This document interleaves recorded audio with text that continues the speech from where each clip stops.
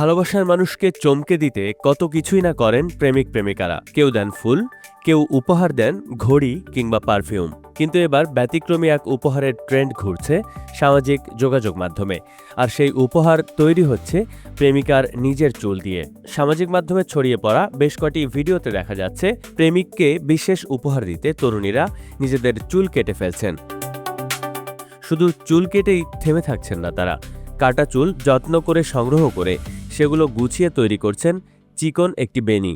তারপর সেই বেনিকেই রূপ দিচ্ছেন হাতে পরার মতো ব্রেসলেটে। সবশেষে ভালোবাসার নিদর্শন হিসেবে সেই চুলের ব্রেসলেট প্রেমিকের হাতে পরিয়ে দিতেও দেখা যাচ্ছে তরুণীদের।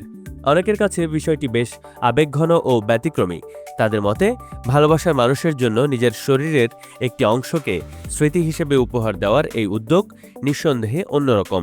তবে বিষয়টি নিয়ে ভিন্ন মত রয়েছে। কেউ কেউ প্রশ্ন তুলছেন, ভালোবাসার স্মৃতি ধরে রাখতে নিজের চুল কেটে দিয়ে ব্রেসলেট বানানোর এই ধারণা আসলে কতটা স্বাভাবিক? ভালোবাসা প্রকাশের জন্য এমন ব্যতিক্রমী উপহারের প্রয়োজন আছে কিনা তা নিয়েও চলছে আলোচনা সমালোচনা।